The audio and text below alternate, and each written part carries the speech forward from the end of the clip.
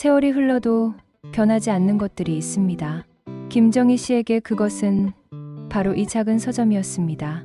30해 동안 매일 아침 8시에 문을 열고 밤 9시에 문을 닫는 일상이 그녀의 전부였습니다.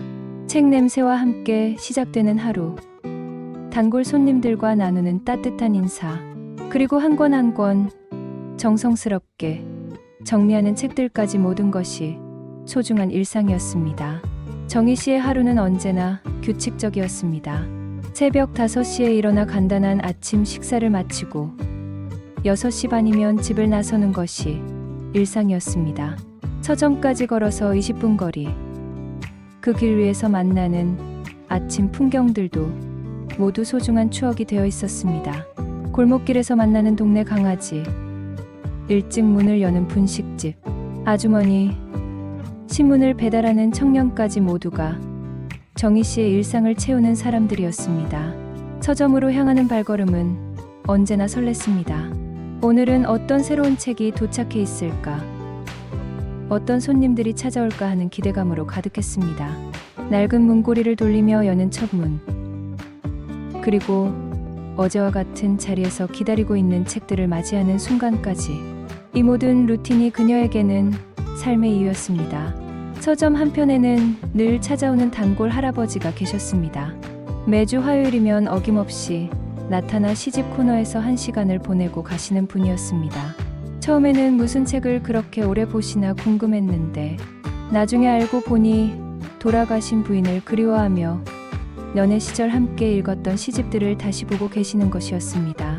그리고 방학 때마다 숙제 도움을 받으러 오는 동네 아이들이 있었습니다. 초등학생 수진이는 독서 감상문을 쓸 때마다 정희 씨에게 도움을 청했고, 중학생 민호는 역사 숙제를 할 때면 관련 도서를 찾아달라고 부탁했습니다. 퇴근길에 들러 소설책을 고르는 직장인들, 주말이면 아이와 함께 그림책을 보러 오는 젊은 부모들까지, 이들은 모두 정희 씨에게는 가족 같은 존재들이었습니다. 이 서점은 단순히 책을 파는 공간이 아니었습니다. 동네 사람들의 쉼터이자 지식의 보물창고였고, 때로는 고민 상담소 역할도 했습니다. 연애 고민이 있는 대학생에게는 사랑에 관한 시집을 추천해주고, 육아로 지친 주부에게는 위로가 되는 에세이를 건네주기도 했습니다.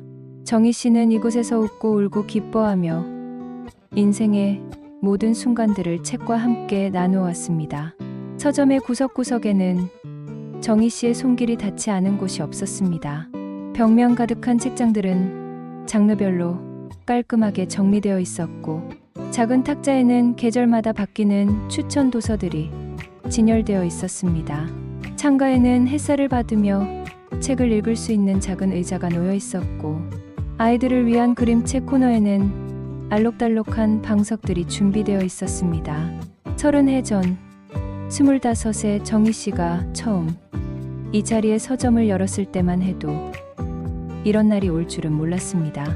아버지께서 마련해 주신 이 공간에서 책과 함께하는 삶을 꿈꿨던 그때, 모든 것이 가능해 보였습니다. 젊은 패기와 열정으로 가득했던 시절, 매일이 새로운 도전이었습니다. 당시 정희 씨는 대학에서 국문학을 전공했습니다. 어려서부터 책을 좋아했던 그녀는 언젠가는 책과 관련된 일을 하고 싶다는 꿈을 가지고 있었습니다. 졸업 후 출판사에서 일하는 것도 고려했지만, 아버지께서 서점을 열어보라고 제안하셨을 때 주저없이 결정했습니다. 정희야, 내가 좋아하는 일을 하면서 살았으면 좋겠다. 아버지의 말씀이 아직도 귀에 생생합니다. 돈을 많이 벌지는 못하더라도 행복하게 살 수 있을 것 같구나. 그 말씀을 들었을 때의 감동을 정희 씨는 지금도 잊을 수 없습니다. 세월이 흘러 머리가 희끗해지고 주름이 늘어나도 정희 씨의 서점 사랑은 변하지 않았습니다. 디지털 시대가 와도, 대형 서점들이 생겨나도, 온라인 쇼핑몰이 급성장해도 이 작은 공간만큼은 지켜내고 싶었습니다. 그것이 아버지에 대한 마지막 효도라고 믿었기 때문입니다. 하지만 요즘 들어 마음 한편이 무거웠습니다. 줄어드는 손님들, 늘어나는 임대료, 그리고 나이가 들어가는 자신을 바라보며 현실을 직시해야 하는 순간들이 많아졌습니다. 한 달 매출이 예전의 절반도 안 되는 달들이 늘어나고 있었고, 전자책과 온라인 서점의 등장으로 작은 동네 서점들은 하나둘 문을 닫고 있었습니다. 언젠가는 이 서점을 정리해야 할 때가 올 것이라는 생각이 자꾸만 머리를 스쳐갔습니다. 60이 넘은 나이에 새로운 일을 시작하기도 어렵고, 그렇다고 이 일을 계속하기에는 체력적으로도 한계를 느끼고 있었습니다. 그러던 어느 봄날 오후, 평소보다 한적한 서점에서 정희 씨는 오래된 책들을 정리하기 시작했습니다. 세월의 무게를 견디지 못해 누렇게 변한 책들, 그 사이사이에 끼워진 오래된 책갈피들을 하나씩 꺼내며 추억에 잠겼습니다. 이 책들과 함께한 시간들이 정말 소중했구나. 정희 씨는 한 권의 오래된 시집을 손에 들고 중얼거렸습니다. 표지가 바래고 모서리가 해져서 세월의 흔적이 역력했지만 그만큼 많은 사람들의 손을 거쳐간 책이라는 증거이기도 했습니다. 아버지가 살아계셨다면 뭐라고 하셨을까? 정희 씨는 책장 너머로 보이는 아버지의 사진을 바라보며 혼잣말을 했습니다. 서점 한편에 조그맣게 걸어둔 아버지의 영정 사진에서는 언제나 따뜻한 미소가 느껴졌습니다. 그때는 몰랐습니다. 그 책갈피 하나가 모든 것을 바꿔놓을 줄은. 30해의 평온한 일상이 한순간에 뒤바뀔 충격적인 진실이 그 안에 숨어있을 줄은 상상도 못했습니다. 정희 씨는 여전히 모른 채로 책들을 하나씩 정리하고 있었습니다. 그날은 유난히 조용한 오후였습니다. 평소라면 학교를 마친 아이들이 하나둘 찾아올 시간이었지만 서점은 적막했습니다. 봄비가 부슬부슬 내리고 있어서 사람들의 발걸음이 뜸했던 것 같습니다. 정희 씨는 이런 날이면 늘 하던 일을 시작했습니다. 오래된 책들을 정리하고 새로운 자리를 마련해주는 일이었습니다. 오늘은 특히 서점 구석에 오랫동안 방치되어 있던 고전문학 전집을 정리하기로 했습니다. 먼지가 두껍게 쌓인 것으로 보아 최근에는 손이 많이 가지 않았던 코너였습니다. 하지만 정희 씨에게는 추억이 깊은 책들이었습니다. 서점을 처음 열었을 때 아버지께서 직접 골라주신 첫 번째 서적들이었기 때문입니다. 세월의 흔적이 고스란히 남은 책들을 하나씩 들어올리며 먼지를 털어내고 있을 때였습니다. 톨스토이 전집과 도스토예프스키 전집 사이에서 희미한 종이 모서리가 삐죽 나와 있는 것을 발견했습니다. 평소 같았으면 그냥 지나쳤을 작은 징조였지만 그날은 왠지 눈에 띄었습니다. 무엇인지 궁금해서 조심스럽게 꺼내보았습니다. 책들 사이에 끼워져 있던 것은 낡은 편지 봉투였습니다. 누렇게 바랜 봉투 겉면에는 또박또박한 글씨로 중요라는 글자가 적혀 있었습니다. 아버지의 필체였습니다. 정희 씨의 가슴이 갑자기 두근거리기 시작했습니다. 아버지께서 중요라고 표시해 두신 것이라면 분명히 특별한 의미가 있을 것이었습니다. 정희 씨는 봉투를 조심스럽게 열어보았습니다. 오래된 종이가 찢어질까봐 천천히, 그리고 조심스럽게 봉투를 열었습니다. 봉투 안에서 나온 것은 예상치 못한 서류였습니다. 부동산 매매 계약서라는 제목이 선명하게 보였습니다. 계약 일자는 1994년 3월 15일. 바로 정희 씨가 이 서점을 시작한 바로 그 해였습니다. 이상하게도 계약서를 보는 순간부터 가슴이 불안해지기 시작했습니다. 계약서를 자세히 들여다보니 더욱 이상한 점이 있었습니다. 매수인란에 적힌 이름이 아버지 이름이 아니었습니다. 박승호라는 전혀 모르는 이름이 적혀 있었습니다. 매도인은 분명히 이전 건물주의 이름이 맞았는데 매수인만 달랐습니다. 이게 무슨 일이지? 정희 씨는 혼잣말을 했습니다. 손이 떨려 계약서를 제대로 잡을 수가 없었습니다. 분명히 아버지께서 이 건물을 사주셨다고 하셨는데 왜 계약서에는 다른 사람 이름이 적혀 있는 것일까요? 정희 씨의 머릿속에는 수많은 의문들이 꼬리를 물고 이어졌습니다. 혹시 아버지께서 거짓말을 하신 것일까요? 아니면 다른 이유가 있는 것일까요? 정희 씨는 계약서를 처음부터 끝까지 다시 한번 꼼꼼히 살펴보았습니다. 매매 대금안을 보니 아버지께서 말씀하신 금액과도 달랐습니다. 훨씬 적은 금액이 적혀 있었습니다. 그리고 계약서 하단에는 특이한 조건들이 적혀 있었습니다. 명예대여에 관한 특약사항이라는 문구가 보였습니다. 그 아래에는 작은 글씨로 복잡한 내용들이 적혀 있었습니다. 법률 용어처럼 보이는 이 문장들이 무슨 의미인지 알 수 없었습니다. 하지만 뭔가 중요한 내용이라는 것은 직감적으로 느낄 수 있었습니다. 명예대여라니 이게 무슨 뜻이지? 정희 씨는 다시 혼잣말을 했습니다. 이해할 수 없는 상황이 계속되었습니다. 정희 씨는 급히 서점의 다른 곳들을 뒤져보기 시작했습니다. 분명히 어딘가에 제대로 된 계약서가 있을 것이라고 생각했습니다. 사무실, 책상, 서랍, 금고, 심지어는 다른 책들 사이까지 모든 곳을 찾아보았습니다. 하지만 아무리 찾아도 다른 계약서는 나오지 않았습니다. 이 한 장의 계약서가 전부였습니다. 그리고 이 계약서에 따르면 이 건물의 주인은 박승호라는 낯선 사람이었습니다. 정희 씨가 30해 동안 자신의 것이라고 믿어왔던 이 서점이 사실은 다른 사람의 것일 수도 있다는 충격적인 사실이었습니다. 그날 밤 정희 씨는 잠을 이룰 수 없었습니다. 30해 동안 자신의 것이라고 믿어왔던 이 서점이 혹시 정말로 자신의 것이 아닐 수도 있다는 생각이 머릿속을 떠나지 않았습니다. 침대에 누워서도 계속 뒤척였고 새벽까지 잠들지 못했습니다. 계약서 내용이 자꾸만 머릿속에 떠올랐습니다. 박승호라는 이름, 그리고 명예대여라는 낯선 단어들. 이 모든 것이 무엇을 의미하는 것일까요? 혹시 아버지께서 숨기고 계신 비밀이 있었던 것일까요? 한 가지 확실한 것은 진실을 알아야 한다는 것이었습니다. 이런 상태로는 하루도 더 견딜 수 없었습니다. 모든 것이 불확실한 상황에서 서점을 계속 운영할 수는 없었습니다. 다음 날 아침, 정희 씨는 평소보다 일찍 일어났습니다. 서점 문을 여는 시간까지 기다릴 수 없어서 구청이 문을 여는 시간에 맞춰 집을 나섰습니다. 등기부등본을 발급받기 위해서였습니다. 구청까지 가는 길도 평소보다 멀게 느껴졌습니다. 버스 안에서도 계속 불안한 마음이 들었습니다. 혹시 정말로 이 건물이 자신의 것이 아니라면 어떻게 해야 할까요? 30해의 인생이 한순간에 무너져 내릴 수도 있다는 생각에 가슴이 답답했습니다.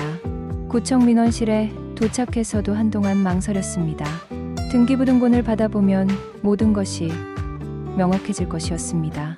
하지만 그 결과가 두려웠습니다. 만약 정말로 다른 사람 이름으로 되어 있다면 어떻게 해야 할까요? 등기부등본 발급 신청하겠습니다. 결국 정희 씨는 용기를 내어 신청서를 작성했습니다. 기다리는 동안에도 가슴은 계속 두근거렸습니다. 혹시나 하는 마음과 설마 하는 마음이 교차했습니다. 김정희님, 등기부등본 발급 완료되었습니다.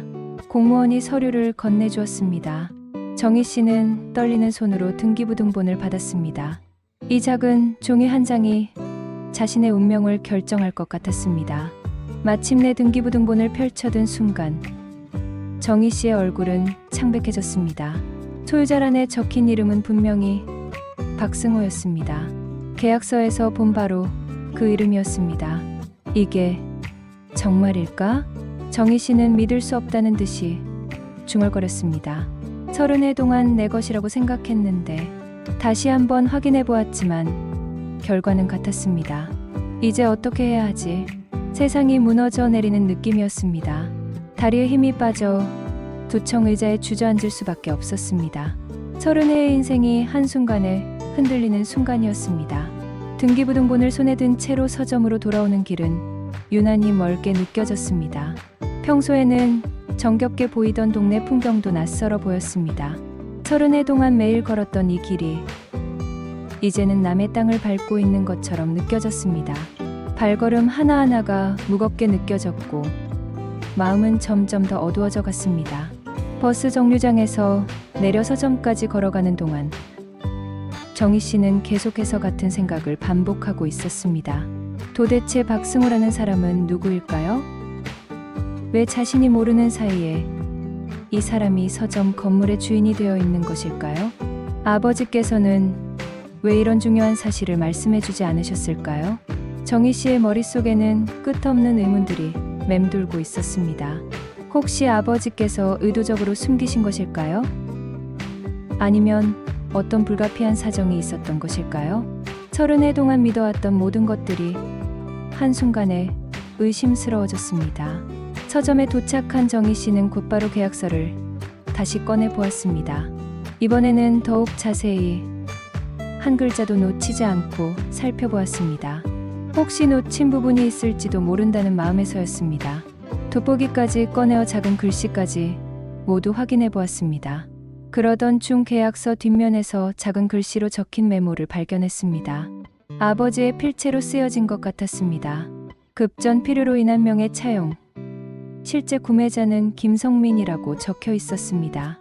글씨가 급하게 쓰여진 것으로 보아 서둘러 적으신 것 같았습니다. 김성민. 그것은 바로 정희 씨의 아버지 이름이었습니다. 하지만 이 메모는 무엇을 의미하는 것일까요? 명예 차용이라는 것은 또 무엇을 뜻하는 것일까요? 이해할 수 없는 상황이 계속되었습니다. 정희 씨는 급히 휴대폰을 꺼내 검색을 시작했습니다. 명예 차용, 명예대여라는 단어들을 검색해 보니 복잡한 법률 용어들이 나왔습니다. 대부분 이해하기 어려운 내용들이었지만 한 가지는 분명했습니다. 법적으로는 박승호 씨가 이 건물의 주인이라는 것이었습니다. 아무리 실제 구매자가 아버지라고 해도 공식적인 서류상으로는 박승호 씨가 소유자였습니다. 이것이 현실이었습니다. 정희 씨는 더욱 깊은 절망에 빠졌습니다. 그날 오후 정희 씨는 평소보다 일찍 서점 문을 닫았습니다. 손님들을 제대로 상대할 마음의 여유가 없었습니다. 집에 돌아가 아버지의 유품들을 뒤져보기로 했습니다. 혹시 이 수수께끼를 풀 수 있는 단서가 있을지도 모른다는 생각에서였습니다. 집에 도착한 정희 씨는 아버지의 방으로 향했습니다. 아버지께서 돌아가신 후 거의 손을 대지 않았던 방이었습니다. 모든 것이 아버지 생전 그대로 보존되어 있었습니다. 책상, 옷장, 그리고 각종 서류들이 정리된 서랍들까지. 아버지의 책상 서랍을 하나씩 열어보았습니다. 첫 번째 서랍에는 오래된 통장들이 들어 있었습니다. 두 번째 서랍에는 낡은 사진들과 각종 영수증들이 가득했습니다. 세 번째 서랍을 열었을 때 눈에 띄는 것은 아버지의 일기장이었습니다.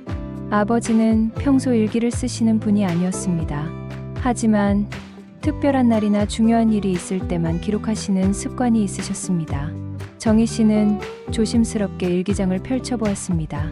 1994년 3월의 일기를 찾아보았습니다. 바로 계약서 날짜와 같은 시기였습니다.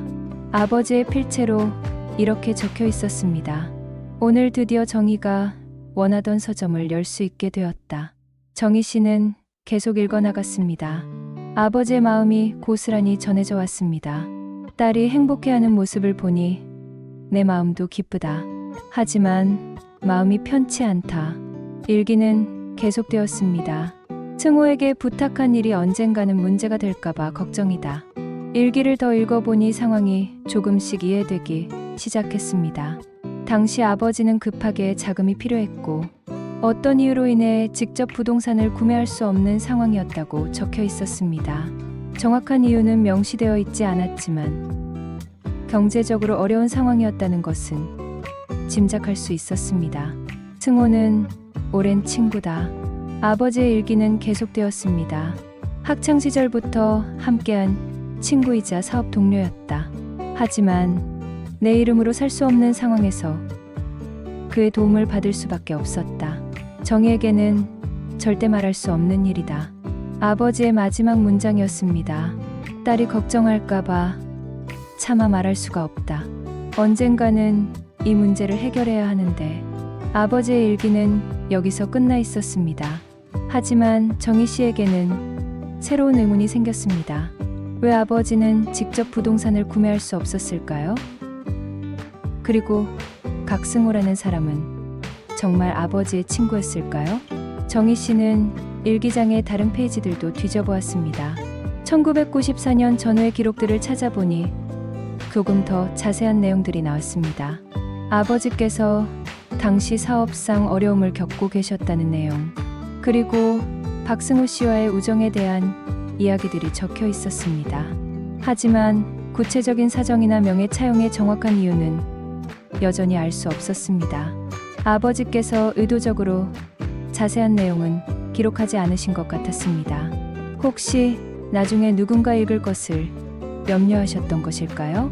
그날 밤 정희 씨는 오랜 시간 고민에 잠겼습니다. 30해 동안 자신의 전부였던 이 서점이 법적으로는 다른 사람의 것이라는 사실을 받아들이기 어려웠습니다. 하지만 현실은 현실이었습니다. 등기부등본이라는 명확한 증거가 있었습니다. 하지만 진실을 알아야 해 정희 씨는 스스로에게 다짐했습니다. 아버지를 위해서라도 정확한 사실을 알아야 해. 아버지께서 왜 이런 방법을 선택하셨는지, 그리고 박승호 씨와는 어떤 관계였는지 알아보고 싶었습니다. 박승호 씨가 정말 아버지의 친구라면 혹시 이 문제를 해결할 방법이 있을지도 몰라 정희 씨는 희망적인 생각을 해보았습니다. 하지만 동시에 불안하기도 했습니다. 만약 박승호 씨나 그의 가족들이 이 사실을 알게 된다면 어떻게 될까요? 서점을 비워달라고 요구할 수도 있지 않을까요? 이제 박승호라는 사람에 대해 더 자세히 알아봐야 할 때였습니다. 그가 누구인지, 지금은 어떻게 지내고 있는지, 그리고 아버지와는 정말 어떤 관계였는지 말입니다. 정희 씨는 이 모든 것을 밝혀내기로 결심했습니다. 다음 날 아침, 정희 씨는 일찍 어머니를 찾아뵈었습니다. 여든이 넘으신 어머니는 요양원에서 지내고 계셨습니다. 혹시 아버지와 박승호 씨에 대해 아시는 것이 있을까 해서였습니다. 어머니만이 이 수수께끼를 풀 수 있는 유일한 분이었습니다. 요양원까지 가는 길에도 정희 씨의 마음은 복잡했습니다. 어머니께 이런 걱정을 끼쳐드리는 것이 맞을까 하는 생각도 들었습니다. 하지만 진실을 알기 위해서는 어머니의 도움이 필요했습니다. 아버지와 가장 가까웠던 분이시니까요. 요양원에 도착하니 어머니는 정원에서 다른 어르신들과 함께 앉아 계셨습니다. 봄볕을 받으며 담소를 나누고 계시는 모습이 평화로워 보였습니다. 정희 씨를 보시고는 반갑게 웃으셨지만 곧 딸의 표정이 심상치 않다는 것을 눈치채셨습니다. 정희야, 무슨 일이니? 얼굴이 좋지 않은데? 어머니의 첫 마디였습니다. 역시 어머니는 딸의 마음을 금세 알아차리셨습니다. 어머니, 잠깐 따로 이야기할 수 있을까요? 정희 씨는 조심스럽게 말씀드렸습니다. 어머니는 고개를 끄덕이시고 조용한 곳으로 자리를 옮기셨습니다. 어머니, 아버지 친구 중에 박승호라는 분 기억하세요? 정희 씨가 조심스럽게 물어보았습니다. 어머니의 표정이 순간 굳어졌습니다. 그리고 한참을 망설이신 입을 여셨습니다. 그 이름을 왜 갑자기? 어머니의 목소리에는 무거운 감정이 담겨 있었습니다. 내 아버지는 그 일로 평생 마음 아파하셨는데 정희 씨는 어머니의 반응에서 뭔가 중요한 사연이 있다는 것을 직감했습니다. 어머니, 무슨 일이 있었던 건가요? 저에게 말씀해 주세요. 어머니의 이야기는 충격적이었습니다. 박승호 씨는 정말로 아버지의 오랜 친구였습니다. 고등학교 동창이었고 군대도 함께 다녀온 절친한 사이였습니다. 제대 후에는 함께 사업을 시작한 동업자이기도 했습니다. 너의 아버지와 승호 씨는 정말 형제같이 지냈어. 어머니의 회상이 시작되었습니다. 젊었을 때는 매일 붙어 다니다시피 했지. 사업도 함께하고 가족 모임에도 서로 참석하고. 하지만 1990년대 초반부터 두 사람 사이에 문제가 생기기 시작했다고 했습니다. 함께하던 사업이 어려워지면서 갈등이 생긴 것이었습니다. 아버지가 사업 자금으로 큰 빚을 지셨어요. 어머니가 설명하기 시작했습니다. 목소리에 당시의 고통이 그대로 배어 있었습니다.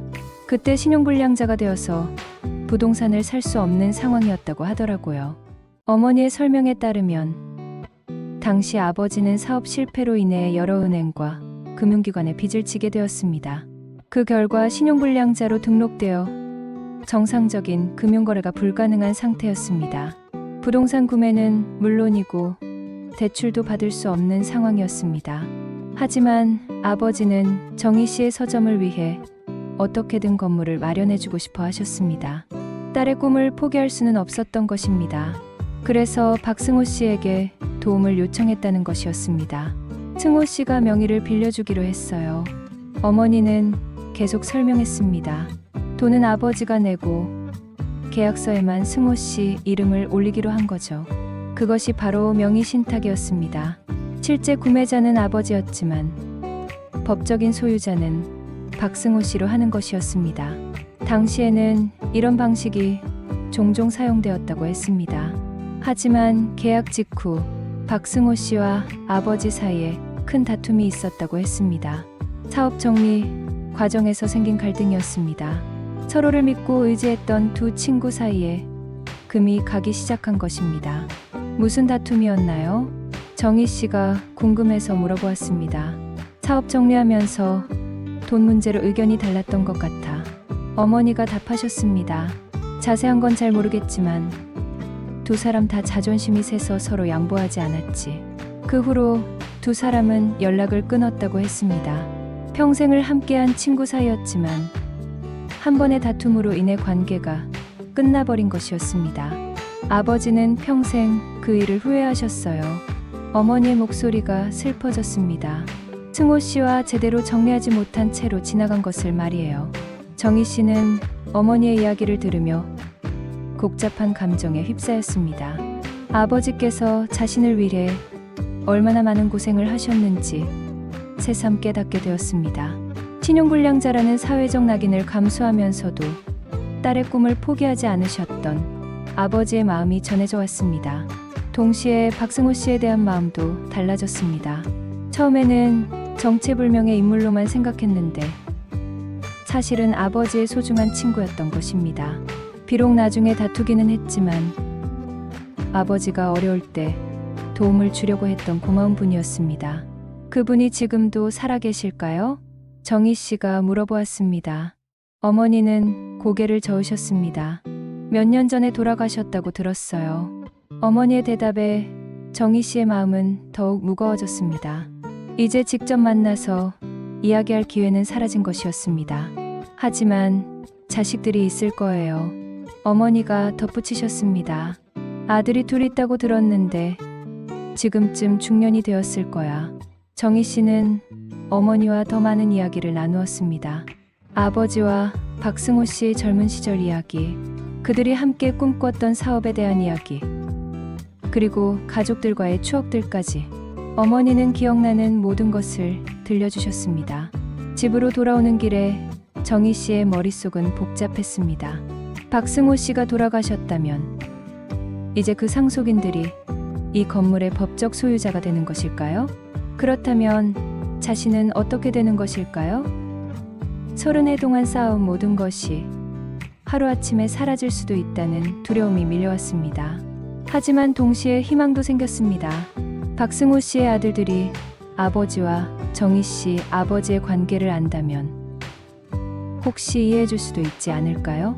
상황을 설명하면 좋은 방향으로 해결될 수도 있을 것 같았습니다. 서점에 도착한 정희 씨는 평소처럼 문을 열고 책들을 정리했습니다. 하지만 마음은 전혀 평온하지 않았습니다. 한 권 한 권의 책들이 모두 남의 땅 위에 있다는 생각이 자꾸만 들었습니다. 이 모든 것이 언젠가는 사라질 수도 있다는 생각에 가슴이 아팠습니다. 30해의 추억과 노력이 한순간에 물거품이 될 수도 있다는 현실이 너무 가혹했습니다.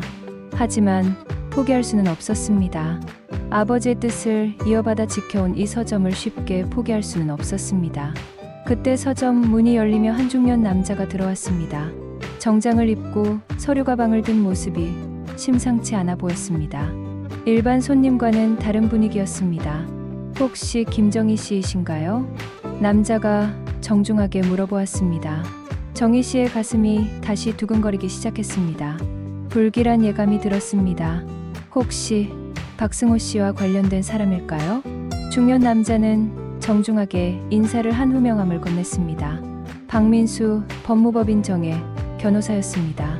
정희 씨의 가슴이 더욱 빠르게 뛰기 시작했습니다. 변호사가 찾아온다는 것은 좋은 일이 아니라는 것을 직감적으로 알 수 있었습니다. 변호사는 서점을 둘러보며 감탄하는 모습을 보였습니다. 책들이 정성스럽게 정리되어 있고 오랜 세월 동안 정성스럽게 관리되어 온 흔적들이 곳곳에 보였습니다. 하지만 그의 표정은 여전히 진지했습니다. 박승호 씨의 아드님이 저희 의뢰인입니다. 변호사가 차분한 목소리로 설명했습니다. 정희 씨가 예상했던 바로 그 상황이었습니다. 이 건물과 관련해서 말씀드릴 일이 있어서 왔습니다. 정희 씨는 다리에 힘이 빠지는 것을 느꼈습니다. 결국 이런 날이 온 것이었습니다. 박승호 씨의 가족들이 이 건물을 찾으러 온 것이었습니다. 어머니에게서 들었던 이야기가 현실이 되는 순간이었습니다. 변호사는 가져온 서류를 꺼내며 상황을 설명하기 시작했습니다. 그의 설명은 정중하지만 단호했습니다. 박승호 씨가 작년에 돌아가시면서 이 건물을 포함한 모든 재산이 아들들에게 상속되었다고 했습니다. 그리고 이제 그 재산들을 정리하려고 한다는 것이었습니다. 저희 의뢰인은 합리적인 해결을 원합니다. 변호사가 계속 설명했습니다. 목소리에는 협상의 여지가 있다는 뉘앙스가 담겨 있었습니다. 하지만 법적으로는 이 건물의 명확한 소유자이십니다. 변호사가 등기부등본 사본을 보여주었습니다. 정희 씨가 며칠 전에 확인했던 것과 같은 내용이었습니다. 박승호라는 이름이 선명하게 적혀 있었습니다. 정희 씨는 떨리는 목소리로 물었습니다. 그럼 저는 어떻게 되는 건가요? 자신도 모르게 나온 질문이었습니다. 30해 동안 이곳에서 살아온 자신이 앞으로 어떻게 되는지 알고 싶었습니다. 변호사는 잠시 망설이다가 답했습니다. 일정 기간의 유예를 드릴 수는 있겠습니다. 변호사의 대답이 이어졌습니다. 하지만 결국은 이 건물을 비워주셔야 할 것 같습니다. 변호사는 이어서 구체적인 조건들을 제시했습니다. 6개월의 유예 기간을 주고 그동안 새로운 터전을 마련할 수 있도록 도와주겠다는 것이었습니다. 나름대로 배려하는 조건들이었지만 정희 씨에게는 받아들이기 어려운 제안이었습니다. 변호사가 떠난 후 정희 씨는 한참을 그 자리에 서 있었습니다. 30해의 세월이 한순간에 무너져 내리는 느낌이었습니다. 평생을 바쳐온 이 서점을 떠나야 한다는 현실을 받아들이기 어려웠습니다. 서점 안을 둘러보니 모든 것이 새롭게 보였습니다. 책장 하나하나, 책 한 권 한 권, 심지어는 낡은 의자와 테이블까지 모든 것이 소중한 추억으로 다가왔습니다.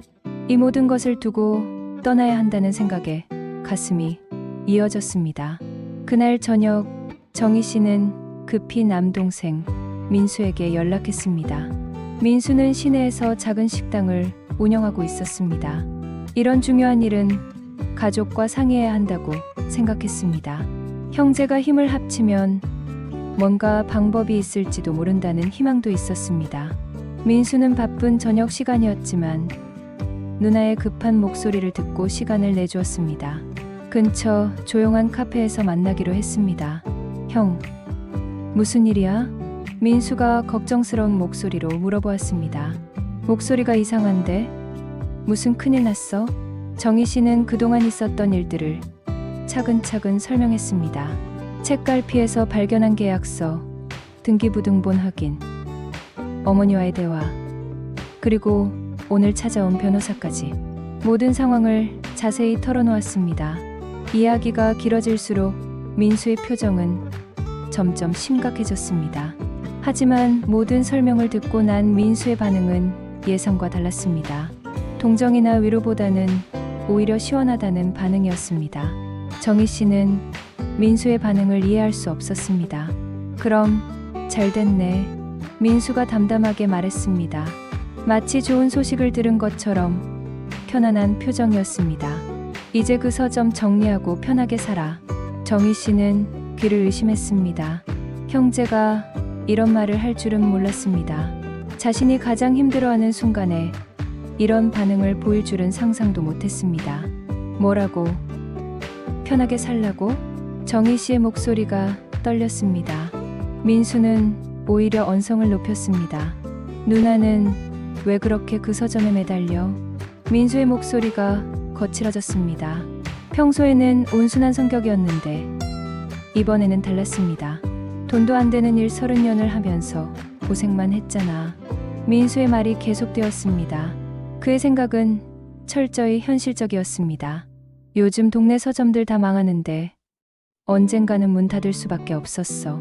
이제 좋은 기회 아니야? 두 남매의 대화는 점점 격해졌습니다. 정희 씨에게는 서점이 단순한 사업장이 아니었습니다. 그것은 아버지의 사랑이었고 자신의 인생이었습니다. 하지만 민수는 이해하지 못했습니다. 돈도 안 되는 일에 평생을 썼으면 됐잖아. 민수가 계속 말했습니다. 이제 현실을 봐야지. 나이도 있는데 언제까지 그렇게 살 거야? 정희 씨는 울음을 참으며 말했습니다. 이 서점은 아버지가 나에게 주신 마지막 선물이야. 목소리가 떨렸습니다. 어린 시절부터 품어왔던 꿈. 그리고 아버지의 사랑이 담긴 공간이었습니다. 그냥 포기할 수는 없어. 하지만 민수는 고개를 저었습니다. 누나가 고집을 부린다고 해서 달라질 건 없어. 현실적인 이야기만 계속되었습니다. 법적으로 우리 것이 아니라면 어쩔 수 없는 거야. 변호사까지 나왔는데 뭘 어떻게 해? 민수는 이어서 자신의 생각을 더 설명했습니다. 서점보다는 다른 일을 찾아보라는 조언. 나이를 생각해서 편하게 살라는 이야기. 그리고 현실을 받아들이라는 충고까지. 모든 것이 정희 씨에게는 상처가 되는 말들이었습니다. 누나도 이제 결혼 생각해봐. 혼자 늙어가면서 뭐하게? 민수의 마지막 말이었습니다. 서점 정리하고 새로운 인생 시작하는 게 어때? 정희 씨는 더 이상 대화를 계속할 수 없었습니다. 가장 가까운 가족조차 자신의 마음을 이해해주지 않는다는 절망감이 밀려왔습니다. 민수에게는 서점이 그저 돈 안 되는 사업일 뿐이었지만 정희 씨에게는 인생 그 자체였습니다. 그날 밤 정희 씨는 서점에 혼자 앉아 있었습니다. 어둠 속에서 책들의 실루엣을 바라보며 지난 30해를 되돌아보았습니다. 이 모든 추억들이 정말 끝나는 것일까요? 정말 이대로 포기해야 하는 걸까? 정희 씨는 스스로에게 물어보았습니다. 하지만 답은 쉽게 나오지 않았습니다. 법적으로는 불리한 상황이었고 가족의 지지도 받을 수 없었습니다. 하지만 그래도 포기할 수는 없었습니다. 아버지, 어떻게 해야 할까요? 정희 씨는 아버지의 사진을 바라보며 중얼거렸습니다. 아버지라면 이런 상황에서 어떤 선택을 하셨을까요? 포기하셨을까요? 아니면 끝까지 싸우셨을까요? 며칠 후 정희 씨가 서점에서 우울한 마음으로 책을 정리하고 있을 때 한 젊은 남자가 문을 열고 들어왔습니다. 30대 후반으로 보이는 그는 정중한 모습으로 인사를 했습니다. 변호사와는 다른 따뜻한 인상을 주는 사람이었습니다. 정장을 입고 있었지만 딱딱하지 않은 친근한 느낌이 들었습니다. 그는 서점 안을 둘러보며 감탄하는 표정을 지었습니다.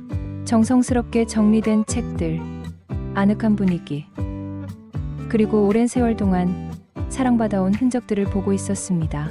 마치 어린 시절 추억 속의 서점을 만난 것처럼 반가워하는 모습이었습니다. 안녕하세요. 저는 박성민이라고 합니다. 박성민. 그 성씨를 듣는 순간 정희 씨의 가슴이 철렁했습니다. 혹시 박승호 씨와 관련된 사람일까요? 며칠 전 변호사가 했던 말들이 머릿속에 떠올랐습니다. 혹시 또 다른 압박이 시작되는 것일까요? 제가 박승호의 아들입니다. 정희 씨의 예상이 맞았습니다. 변호사를 통해 이야기를 들었던 바로 그 아들이었습니다.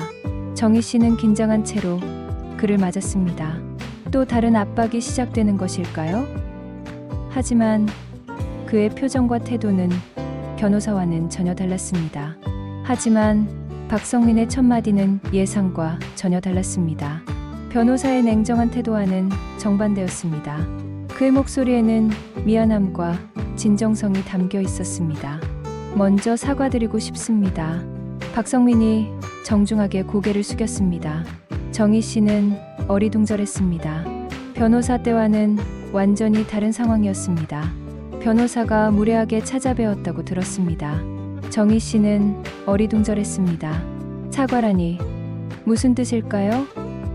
법적으로는 자신들이 우위에 있는 상황인데 왜 사과를 하는 것일까요? 이해할 수 없는 상황이었습니다. 박성민은 이어서 상황을 설명했습니다. 변호사를 보낸 것은 자신의 뜻이 아니었다고 했습니다. 형이 독단적으로 결정한 일이라고 했습니다. 자신은 그런 방식으로 문제를 해결하고 싶지 않았다고 했습니다. 박성민은 가져온 가방에서 두꺼운 봉투를 꺼냈습니다. 정성스럽게 포장된 것으로 보아 중요한 서류들이 들어있는 것 같았습니다. 그의 손길이 조심스러운 것으로 보아 매우 소중한 것들인 것 같았습니다. 아버지의 유품을 정리하다가 이것들을 발견했습니다. 박성민이 설명했습니다. 목소리에는 깊은 감정이 담겨 있었습니다. 김성민 아저씨와 관련된 서류들이었어요. 봉투 안에는 여러 장의 편지와 영수증들이 들어 있었습니다. 모두 정희 씨의 아버지와 박승호 씨 사이에 주고받았던 것들이었습니다. 30년 전의 일들이 고스란히 기록되어 있었습니다. 세월이 흘러 누렇게 바랜 종이들이었지만 그 안에 담긴 내용들은 생생했습니다. 첫 번째 편지를 읽어보니 놀라운 내용이 적혀 있었습니다. 박승호 씨가 직접 쓴 편지였습니다. 글씨체가 또박또박하고 정성스러운 것으로 보아 신중하게 쓴 편지인 것 같았습니다. 성민 형, 형을 위해 명의를 빌려드리는 것이니 걱정 마세요. 편지는 계속되었습니다. 박승호 씨의 진심이 고스란히 담겨 있었습니다. 이 건물은 진짜 형 것입니다. 언젠가 형의 신용이 회복되면 제대로 이전하겠습니다. 정희 씨는 편지를 읽으며 눈물이 날 것 같았습니다. 그동안 박승호 씨를 의심했던 자신이 부끄러웠습니다. 박성민이 조용히 설명했습니다.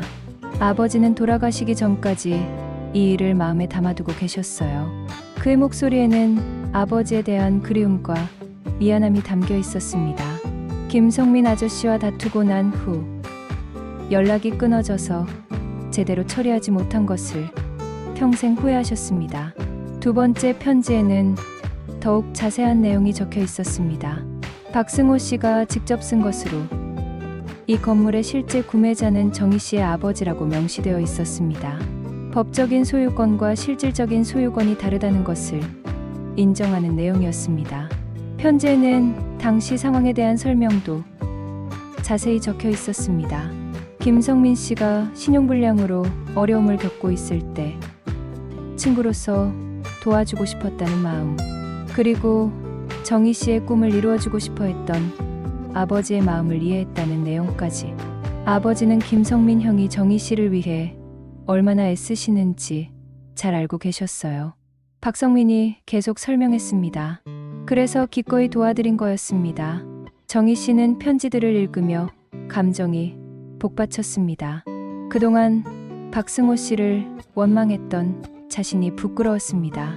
사실은 아버지를 도와주려던 선량한 분이었는데 오해하고 있었던 것입니다. 세 번째 편지에는 박승호 씨의 후회가 담겨 있었습니다.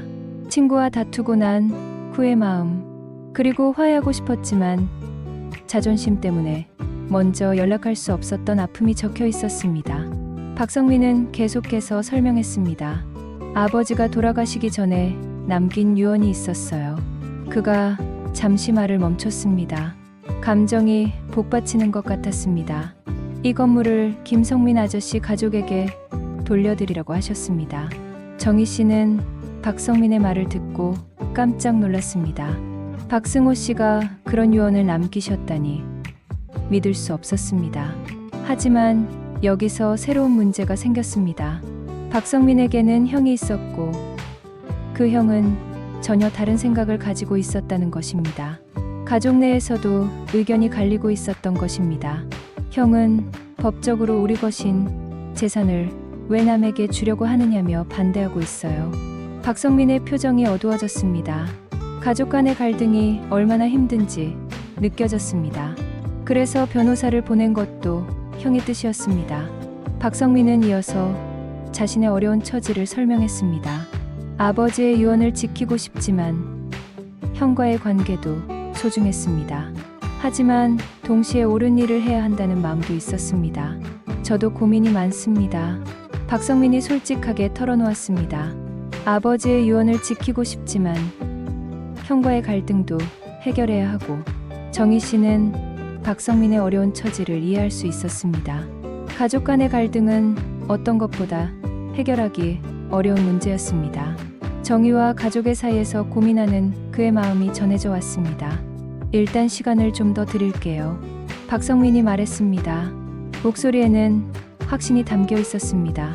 형을 설득해 보겠습니다.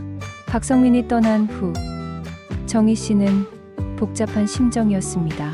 희망이 생긴 것 같으면서도 여전히 불안했습니다. 박성민은 좋은 의도를 가지고 있었지만 그의 형이 문제였습니다. 과연 이 문제가 잘 해결될 수 있을까? 정희 씨는 하늘을 올려다보며 중얼거렸습니다. 박성민이 가져온 편지들을 다시 읽어보며 희망을 품어보았습니다. 아버지와 박승호 씨의 우정, 그리고 그들의 진실한 마음이 이 문제를 해결해 줄 수 있을까요? 박성민과 만난 후 정희 씨는 아버지에 대해 더 많은 것을 알고 싶어졌습니다. 박승호 씨의 편지들을 읽으면서 아버지가 얼마나 많은 고생을 하셨는지 새삼 깨달았기 때문이었습니다. 그동안 알지 못했던 아버지의 숨겨진 이야기들이 궁금했습니다. 아버지는 평소에 자신의 어려움을 가족들에게 털어놓지 않으시는 분이었습니다. 항상 밝고 긍정적인 모습만 보여주시려고 노력하셨습니다. 그래서 정희 씨도 아버지가 사업상 어려움을 겪고 계셨다는 것을 전혀 눈치채지 못했습니다. 그날 저녁 정희 씨는 다시 아버지의 유품들을 뒤져보았습니다. 이번에는 더욱 자세히 놓친 것이 없는지 확인하며 살펴보았습니다. 혹시 박성민이 가져온 편지들과 관련된 다른 자료들이 있을지도 모른다는 생각이 들었습니다. 아버지의 책상 서랍을 다시 한번 정리하던 중 맨 아래 서랍 깊숙한 곳에서 또 다른 상자를 발견했습니다. 작은 나무 상자였는데 자물쇠가 채워져 있었습니다. 정희 씨는 아버지의 열쇠들을 찾아 상자를 열어보았습니다. 상자 안에는 예상보다 많은 것들이 들어있었습니다. 오래된 사진들, 편지들, 그리고 각종 서류들이 정성스럽게 정리되어 있었습니다. 모든 것이 아버지의 손길이 닿은 흔적이 역력했습니다. 오래된 상자 맨 아래에서 또 다른 편지 봉투를 발견했습니다. 봉투 겉면에는 정희에게라고 적혀 있었습니다. 정희 씨의 손이 떨렸습니다. 아버지가 자신에게 남긴 편지였습니다. 언제 쓰신 것일까요? 편지를 열어보니 아버지의 친필이었습니다. 날짜는 아버지가 돌아가시기 1년 전이었습니다. 아버지께서 마지막 시간을 준비하시면서 쓰신 편지인 것 같았습니다. 글씨가 평소보다 조금 떨리는 것으로 보아 건강이 좋지 않으실 때 쓰신 것 같았습니다. 사랑하는 딸 정희야. 편지는 이렇게 시작되었습니다. 아버지의 따뜻한 마음이 첫 문장부터 전해져 왔습니다. 이 편지를 읽고 있다면 아마 서점 일로 어려움이 생겼을 것이다. 아버지는 이런 일이 생길 것을 예상하고 계셨던 것 같았습니다. 아버지가 미리 말하지 못해 미안하다. 편지는 그동안 알지 못했던 진실들로 가득했습니다. 아버지가 왜 신용불량자가 되었는지, 박승호 씨와 어떤 관계였는지, 그리고 서점을 위해 얼마나 많은 희생을 하셨는지가 상세히 적혀 있었습니다. 1994년 당시 아버지는 사업 실패로 큰 빚을 지게 되었다. 편지는 계속되었습니다. 아버지의 솔직한 고백이 이어졌습니다. 하지만 정희의 꿈을 포기할 수는 없었다. 편지에 따르면 아버지는 정희 씨가 어려서부터 책을 좋아하는 것을 보고 언젠가는 서점을 운영하게 해주고 싶다는 꿈을 가지고 계셨습니다. 정희 씨가 대학에서 국문학을 전공하는 것을 보고 더욱 확신을 가지게 되셨다고 했습니다. 그래서 신용불량자가 된 상황에서도 어떻게든 방법을 찾으려고 하셨던 것입니다. 은행 대출은 불가능했고 정상적인 부동산 거래도 할 수 없는 상황이었지만 딸의 꿈만큼은 포기할 수 없으셨던 것입니다. 승호는 나의 오랜 친구였다. 아버지의 글이 이어졌습니다. 박승호 씨에 대한 자세한 설명이 시작되었습니다. 고등학교 때부터 함께한 친구이자 나중에는 사업 파트너가 되었다. 편지에는 두 사람의 우정에 대한 이야기가 자세히 적혀 있었습니다. 젊은 시절 함께 꿈을 키워나갔던 이야기, 군대에서 서로를 도왔던 추억, 그리고 사업을 시작하면서 겪었던 시행착오들까지. 처음에는 사업 파트너였지만 나중에는 형제 같은 사이가 되었다. 아버지와 박승호 씨의 관계가 얼마나 각별했는지 알 수 있었습니다. 하지만 사업이 실패하면서 우리 사이에도 금이 가기 시작했다. 편지는 계속되었습니다. 박승호 씨와의 갈등은 단순한 사업 문제가 아니었습니다. 서로를 믿고 의지했던 두 친구 사이에 생긴 오해와 상처였습니다. 승호가 명의를 빌려주기로 했을 때 나는 정말 고마웠다. 아버지의 솔직한 심정이 드러났습니다. 하지만 동시에 미안했다. 친구에게 이런 부탁을 해야 하는 내 처지가 한심했다. 아버지는 편지에서 자신의 후회와 아픔을 솔직하게 털어놓으셨습니다. 친구에게 명의를 빌려달라고 부탁하는 것이 얼마나 마음 아픈 일이었는지, 그리고 그 때문에 생긴 갈등이 얼마나 가슴 아팠는지가 고스란히 담겨 있었습니다. 나는 자존심 때문에 승호에게 먼저 연락하지 못했다. 아버지의 고백이 계속되었습니다. 그리고 승호도 마찬가지였을 것이다. 우리는 둘 다 고집쟁이였으니까. 편지의 중간 부분에는 아버지의 깊은 후회가 담겨 있었습니다. 친구와의 우정을 지키지 못한 것, 그리고 그 때문에 생긴 법적 문제들을 해결하지 못한 것에 대한 미안함이 절절히 느껴졌습니다. 만약 내가 먼저 연락했다면, 만약 내가 자존심을 버렸다면. 아버지의 후회가 이어졌습니다. 우리는 여전히 친구로 남을 수 있었을 텐데. 편지의 마지막 부분은 정희 씨에게 당부하는 내용이었습니다. 정희야, 아버지가 남긴 이 문제 때문에 너무 힘들어하지 마라. 아버지의 따뜻한 마음이 전해졌습니다. 내가 30해 동안 그 서점을 지켜온 것만으로도 아버지는 충분히 행복하다. 하지만 만약 기회가 된다면 승호의 가족들과 화해하고 싶다. 아버지의 마지막 소원이 적혀 있었습니다. 그리고 이 문제를 제대로 정리하고 싶다. 그것이 아버지의 마지막 소원이다. 편지의 마지막에는 정희 씨에 대한 아버지의 사랑과 자랑스러움이 담겨 있었습니다. 너는 아버지가 가장 자랑스러워하는 딸이다. 어떤 어려움이 와도 포기하지 말고 끝까지 해내리라 믿는다. 편지를 다 읽은 정희 씨는 한참을 울었습니다. 아버지의 마음을 이제야 제대로 이해할 수 있었습니다. 그리고 박승호 씨 가족들에 대한 마음도 달라졌습니다. 원망이 아니라 감사의 마음이 생겼습니다. 아버지께서 평생 후회하셨던 친구와의 갈등을 이제라도 해결해드리고 싶었습니다. 그것이 딸로서 할 수 있는 마지막 효도라는 생각이 들었습니다. 아버지, 이제 이해했어요. 정희 씨가 하늘을 올려다보며 말했습니다. 그리고 약속드릴게요. 이 문제를 제대로 해결해 보겠어요. 아버지의 편지를 읽고 난 후 정희 씨의 마음에는 새로운 결심이 생겼습니다. 단순히 서점을 지키는 것이 아니라 아버지와 박승호 씨의 우정을 회복시키는 것이 더 중요하다는 생각이 들었습니다. 그날 밤 정희 씨는 오랜만에 평온한 마음으로 잠들 수 있었습니다. 아버지의 진심을 알게 된 후 마음이 한결 가벼워졌습니다. 그리고 내일부터는 새로운 방법으로 이 문제에 접근해 보기로 결심했습니다. 다음 날 아침 정희 씨는 결심을 굳혔습니다. 아버지의 편지를 읽고 난 후 이 문제를 법적으로 해결해 보고 싶다는 생각이 들었습니다. 박성민 씨는 좋은 의도를 가지고 있었지만 그의 형은 달랐습니다. 감정적인 설득보다는 법적인 근거가 필요했습니다. 정희 씨는 평소 알고 지내던 변호사 사무실을 찾았습니다. 이은재 변호사는 동네에서 오랫동안 개업하고 있던 분으로 서점에도 가끔 들르던 단골이었습니다. 무엇보다 신뢰할 수 있는 분이었고 복잡한 법률 문제를 쉽게 설명해 주시는 것으로 유명했습니다. 이 변호사의 사무실은 서점에서 걸어서 10분 거리에 있었습니다. 정희 씨는 그동안 모아둔 모든 서류들을 가져갔습니다. 계약서, 편지들, 아버지의 일기, 그리고 각종 영수증들까지 빠뜨리지 않고 챙겼습니다. 무거운 가방을 들고 가는 길이었지만 마음은 한결 가벼웠습니다. 선생님, 이런 경우에는 어떻게 해야 할까요?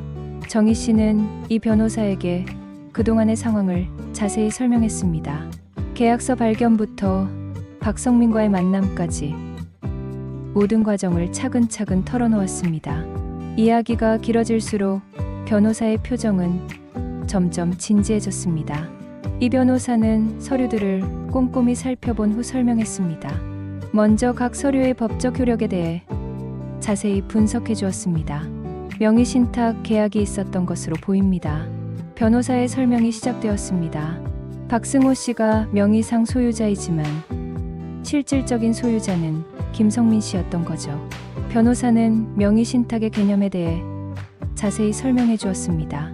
1990년대에는 이런 방식의 거래가 종종 있었지만 법적으로는 복잡한 문제를 야기할 수 있다고 했습니다. 하지만 문제는 이것을 법적으로 입증하는 것이었습니다. 명의신탁은 법적으로 무효이지만 실질적 소유권을 인정받기 위해서는 충분한 증거가 필요했습니다. 단순한 편지나 약속만으로는 법정에서 인정받기 어려웠습니다. 다행히 박승호 씨가 남긴 편지들이 중요한 증거가 될 수 있어요. 이 변호사가 희망적인 이야기를 해주었습니다. 그리고 30년간의 관리 기록들도 필요합니다.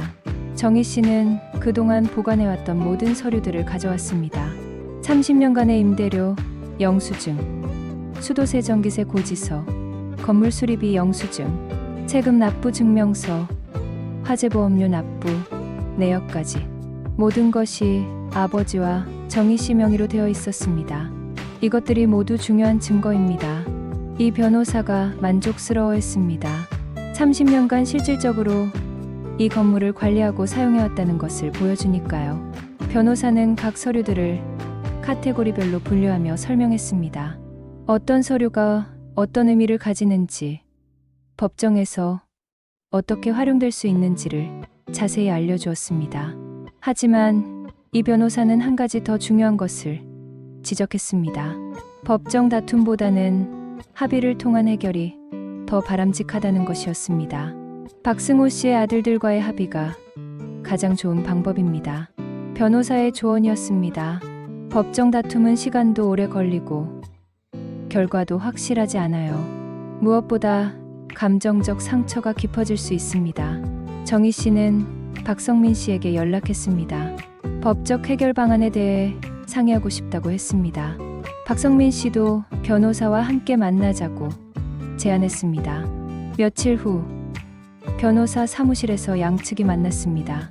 박성민 씨와 그의 형 박정민 씨, 그리고 그들의 변호사까지 함께였습니다. 작은 회의실이 긴장감으로 가득했습니다. 정희 씨의 가슴도 긴장으로 빠르게 뛰고 있었습니다. 박정민 씨는 처음부터 강경한 자세였습니다. 그의 표정에서는 타협의 여지를 찾기 어려웠습니다. 법적으로는 우리 아버지 명의인데 왜 남에게 줘야 합니까? 그의 목소리에는 확신이 담겨 있었습니다. 하지만 박성민 씨는 아버지의 편지들을 형에게 보여주며 설득했습니다. 형, 이건 아버지의 유언이에요. 박성민이 간절하게 말했습니다. 우리가 지켜야 할 의무입니다. 협상은 쉽지 않았습니다. 박정민 씨는 끝까지 반대했고 박성민 씨는 아버지의 뜻을 지키려고 했습니다. 두 형제 사이의 갈등이 깊어지는 것이 눈에 보였습니다. 그때 정희 씨가 입을 열었습니다. 저는 공짜로 이 건물을 달라는 게 아닙니다. 정희 씨의 제안이 시작되었습니다. 정당한 대가를 지불하겠습니다. 정희 씨는 30년간 모아온 적금과 서점, 운영 수익을 모두 합쳐서 건물값을 지불하겠다고 제안했습니다. 물론 현재 시세보다는 적을 수 있습니다. 정희 씨가 솔직하게 말했습니다. 하지만 제가 낼 수 있는 최대한의 금액입니다. 이 제안을 듣고 박정민 씨의 태도가 조금 누그러졌습니다. 완전히 공짜로 주는 것이 아니라 적정한 금액을 받고 파는 것이라면 고려해 볼 만했습니다. 며칠간의 협상 끝에 마침내 합의안이 나왔습니다. 정희 씨가 시세의 70% 가격으로 건물을 구매하고 박승호 씨 가족들은 소유권을 이전해 주기로 했습니다. 모두에게 받아들일 만한 조건이었습니다. 이제 정말로 제 것이 되는 건가요? 정희 씨가 확인했습니다. 이 변호사가 미소를 지으며 답했습니다. 계약서만 작성하면 됩니다. 정희 씨는 드디어 희망을 품을 수 있었습니다. 30년 만에 진짜 주인이 될 수 있다는 기대감에 가슴이 뛰었습니다. 하지만 합의가 이루어진 후에도 문제가 생겼습니다. 박정민 씨가 갑자기 마음을 바꾼 것이었습니다.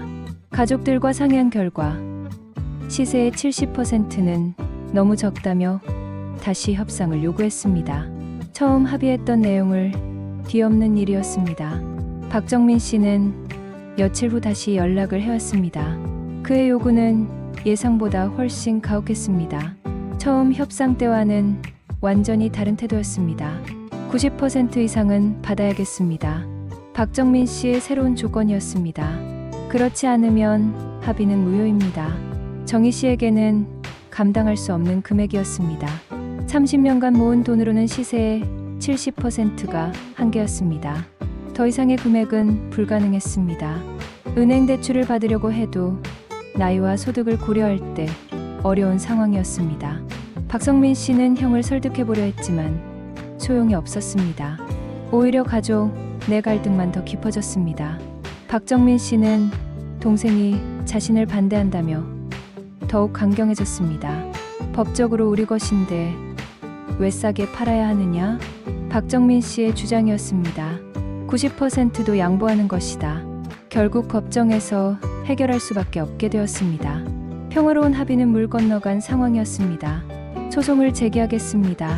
이 변호사는 명의신탁 무효확인 소송을 준비했습니다. 실질적 소유자가 정희 씨의 아버지였다는 것을 법정에서 입증해야 했습니다. 쉽지 않은 싸움이 될 것이라는 것을 모두 알고 있었습니다. 재판 준비는 몇 달이 걸렸습니다. 모든 증거 서류를 법적 기준에 맞게 정리하고 증인들을 섭외하고 법률 검토를 해야 했습니다.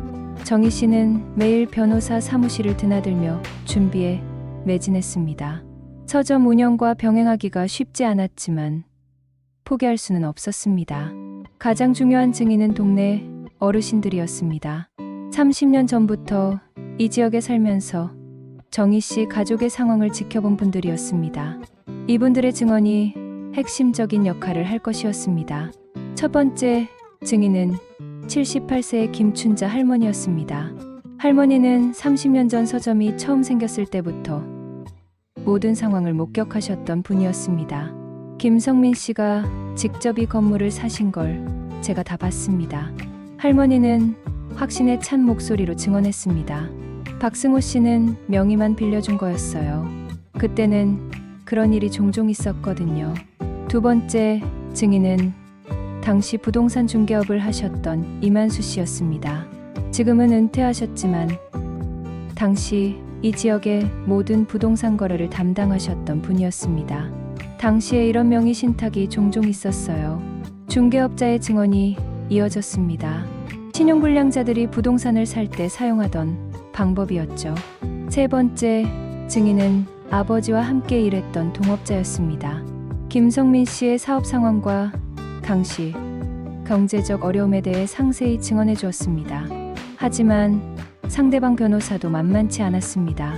법적으로는 박승호 씨가 소유자라는 점을 계속 강조했습니다. 그들의 논리는 명확했습니다. 등기부등본에 명시된 소유자는 박승호입니다. 상대방 변호사의 주장이었습니다. 개인적인 약속이나 편지가 법적 효력을 갖는다고 볼 수 없습니다. 상대방은 또한 30년간 박승호 씨가 이의를 제기하지 않았다는 것은 묵시적 동의로 볼 수 있다고 주장했습니다. 법적으로는 일리가 있는 주장이었습니다. 재판은 6개월간 계속되었습니다. 양측은 치열하게 공방을 벌였습니다. 정희 씨는 매 재판마다 법정에 나가 자신의 입장을 설명했습니다. 때로는 감정이 복받쳐 울기도 했지만 끝까지 포기하지 않았습니다. 30년간 제가 이 서점을 운영해왔습니다. 정희 씨의 증언이었습니다. 모든 관리비와 세금을 제가 냈고 건물을 수리할 때도 제 돈으로 했습니다. 이 서점은 제 인생 그 자체입니다. 정희 씨의 간절한 호소가 이어졌습니다. 재판 과정에서 새로운 증거들도 발견되었습니다. 정희 씨가 그동안 보관해온 영수증들 중에는 박승호 씨가 직접 서명한 것들도 있었습니다. 건물 수리비를 정희 씨가 지불하는 것에 대해 박승호 씨가 동의한다는 내용이었습니다. 마침내 최종 판결일이 왔습니다. 정희 씨는 떨리는 마음으로 법정에 섰습니다. 6개월간의 긴 재판이 마무리되는 순간이었습니다. 법정에는 정희 씨를 지지하는 동네 사람들도 와 있었습니다. 판사는 길고 자세한 판결문을 읽기 시작했습니다. 법정은 숨죽인 듯 조용했습니다. 본 사건은 명의 신탁의 성격을 가진 부동산 거래에 관한 것으로 복잡한 법률 용어들이 이어졌지만 정희 씨는 끝까지 집중해서 들었습니다. 자신의 인생이 결정되는 순간이었습니다. 판사는 각 증거들에 대해 하나씩 검토 결과를 발표했습니다. 편지들의 진위 여부, 증인들의 신빙성, 그리고 30년간의 관리 기록들의 의미까지 마침내 핵심 부분이 나왔습니다. 박승호와 김성민 사이에 명의신탁 약정이 있었음을 인정하며 판사의 목소리가 계속되었습니다. 30년간의 실질적 점유와 관리 사실을 확인할 수 있다. 정희 씨의 가슴이 두근거리기 시작했습니다. 좋은 소식일까요? 따라서 이 건물의 실질적 소유자는 김성민 및 그 상속인인 김정희로 판단한다. 드디어 결정적인 순간이 왔습니다. 원고, 승소 판결을 선고한다. 법정에 있던 모든 사람들이 정희 씨를 바라보았습니다. 정희 씨는 눈물을 참을 수 없었습니다. 드디어 우리 것이 되었구나. 30년간의 긴 여행이 끝나는 순간이었습니다. 법정에서 나오는 정희 씨를 동네 사람들이 축하해 주었습니다. 판결이 난 후 몇 주가 지났습니다. 정희 씨는 정식으로 건물의 소유권을 이전받았습니다. 등기부등본에도 드디어 자신의 이름이 올라갔습니다. 30년 만에 진짜 주인이 된 것입니다. 서류상으로도 마음으로도 완전히 자신의 것이 되었습니다. 소유권 이전 수속을 마치고 서점으로 돌아오는 길에 정희 씨는 모든 것이 새롭게 보였습니다. 같은 길, 같은 풍경이었지만 느낌이 전혀 달랐습니다. 이제는 정말로 자신의 땅을 밟고 걸어가는 것이었습니다. 하지만 정희 씨의 마음에는 여전히 한 가지 아쉬움이 남아 있었습니다. 박승호 씨 가족들과의 관계였습니다. 법정에서는 이겼지만 감정적으로는 상처가 남아 있었습니다. 특히 박성민 씨와의 관계가 어색해진 것이 마음에 걸렸습니다. 박정민 씨는 판결 후에도 불만을 표시했지만 법적으로는 더 이상 어쩔 수 없는 상황이었습니다. 하지만 가족 간의 갈등은 여전히 해결되지 않은 상태였습니다. 어느 날 오후 서점에 예상치 못한 손님이 찾아왔습니다. 박성민 씨였습니다. 법정에서 만난 후 처음이었습니다. 그의 얼굴에는 복잡한 감정이 드러나 있었습니다. 안녕하세요. 박성민 씨는 어색한 미소를 지으며 인사했습니다. 늦었지만 축하드리러 왔습니다. 정희 씨는 반가우면서도 미안한 마음이 들었습니다. 법정 다툼으로 인해 그에게도 상처를 주었을 것 같았습니다. 제가 먼저 사과드리겠습니다. 박성민이 고개를 숙였습니다. 형이 너무 고집을 부려서 끝까지 법정까지 가게 되었네요. 정희 씨는 고개를 저었습니다. 아니에요. 이해해요. 정희 씨가 따뜻하게 답했습니다. 가족 일이니까 어려우셨을 거예요. 박성민 씨는 가져온 상자를 내밀었습니다. 정성스럽게 포장된 것으로 보아 소중한 것들이 들어있는 것 같았습니다. 아버지의 다른 유품들을 정리하다가 발견한 것들입니다. 박성민이 설명했습니다. 김성민 아저씨와 관련된 것들이에요. 상자 안에는 30년 전의 사진들이 들어있었습니다. 젊은 시절의 아버지와 박승호 씨가 함께 찍은 사진들이었습니다. 둘이 정말 친한 친구였다는 것을 보여주는 소중한 기록들이었습니다. 한 장의 사진에는 갓 태어난 정희 씨를 안고 있는 아버지와 옆에서 미소 짓고 있는 박승호 씨의 모습이 담겨 있었습니다. 두 사람이 얼마나 가까운 사이였는지 알 수 있는 따뜻한 장면이었습니다. 아버지가 정희 씨를 정말 예뻐하셨어요. 박성민이 설명했습니다. 자주 자랑하시곤 했거든요.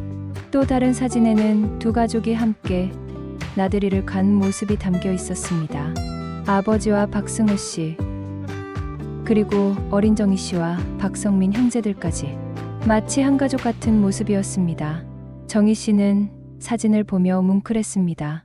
원수라고 생각했던 박승호 씨가 사실은 자신을 지켜봐주던 아버지의 친구였다는 것을 새삼 깨달았습니다. 우리 아버지들이 다투긴 했지만 정희 씨가 말했습니다. 서로를 미워했던 건 아니었던 것 같아요. 박성민 씨도 고개를 끄덕였습니다. 맞아요. 아버지도 김성민 아저씨를 끝까지 그리워하셨거든요. 두 사람은 한참을 이야기했습니다. 아버지들의 젊은 시절, 서점 이야기, 그리고 앞으로의 계획까지 마치 오래된 친구처럼 자연스럽게 대화가 이어졌습니다. 박성민 씨는 아버지들의 우정에 대해 더 많은 이야기를 들려주었습니다. 군대에서 서로를 챙겨주던 이야기, 사업을 시작할 때의 열정, 그리고 각자 가정을 꾸린 후에도 계속된 우정까지. 앞으로 가끔 서점에 놀러 와도 될까요? 박성민이 조심스럽게 물어보았습니다. 정희 씨는 환하게 웃었습니다. 언제든지 환영이에요. 정희 씨의 대답이었습니다. 아버지의 친구 아들이니까 제게도 가족 같은 존재예요. 그날 저녁 정희 씨는 오랜만에 동생 민수에게 연락했습니다. 그동안의 일들을 모두 설명하고 화해를 청했습니다. 형제 간의 갈등도 이제 끝낼 때가 되었습니다. 누나, 미안해. 민수가 먼저 사과했습니다. 내가 너무 현실적으로만 생각했나 봐. 민수도 누나의 마음을 이해한다며 사과했습니다. 법정에서 승소했다는 소식을 듣고 누나의 의지를 새삼 존경하게 되었다고 했습니다. 이제 진짜 우리 가족 서점이 된 거네. 민수가 기쁘게 말했습니다. 자랑스러워. 며칠 후 정희 씨는 서점에서 작은 기념 모임을 열었습니다. 동네 단골들, 민수 가족, 그리고 박성민 씨까지 함께 했습니다. 작은 서점이지만 많은 사람들의 사랑을 받고 있다는 것을 새삼 느꼈습니다. 모임에는 재판 때 증언을 해주셨던 동네 어르신들도 오셨습니다. 김춘자 할머니는 특별히 떡을 해오셨고 이만수 아저씨는 축하 화환을 보내주셨습니다. 30년을 지켜온 이 서점이 이제 정말로 우리 것이 되었어요. 정희 씨는 모인 사람들 앞에서 소감을 말했습니다. 하지만 가장 중요한 것을 깨달았어요. 정희 씨의 목소리에 감동이 담겨 있었습니다. 이 서점의 진짜 주인은 소유권을 가진 사람이 아니라 이곳을 사랑하고 지켜주는 모든 분들이라는 것을요. 박성민 씨가 박수를 치며 말했습니다. 우리 아버지들도 하늘에서 기뻐하고 계실 거예요. 김춘자 할머니도 감동스러워하시며 말씀하셨습니다. 이제야 모든 것이 제자리를 찾았구나. 정희 씨는 서점을 둘러보았습니다. 30년간 자신과 함께해온 책들, 그리고 이곳을 찾아주는 사람들, 이 모든 것이 진짜 보물이었습니다. 소유권보다 더 소중한 것들이었습니다. 책이 있는 곳에는 사람이 있고, 사람이 있는 곳에는 이야기가 있어요. 정희 씨의 마지막 말이었습니다. 이 서점은 앞으로도 계속 그런 이야기들의 집이 될 거예요. 모임이 끝난 후 정희 씨는 박성민 씨와 함께 아버지들의 사진을 보며 이야기를 나누었습니다. 두 친구의 우정이 다음 세대로 이어지는 순간이었습니다. 해가 지고 있었습니다. 정희 씨는 혼자 서점에 남아 마지막 정리를 했습니다. 책들을 정리하며 지난 30년을 되돌아보았습니다. 힘들었지만 행복했던 시간들이었습니다. 아버지, 이제 진짜로 지켜냈어요. 정희 씨가 하늘을 올려다보며 말했습니다. 우리의 서점을 말이에요. 창밖으로 석양이 아름답게 물들어가고 있었습니다. 내일도 또 새로운 하루가 시작될 것입니다. 책과 함께, 사람들과 함께하는 하루가 이제는 정말로 자신의 것이 된 서점에서 정희 씨는 미소를 지으며 서점 문을 닫았습니다.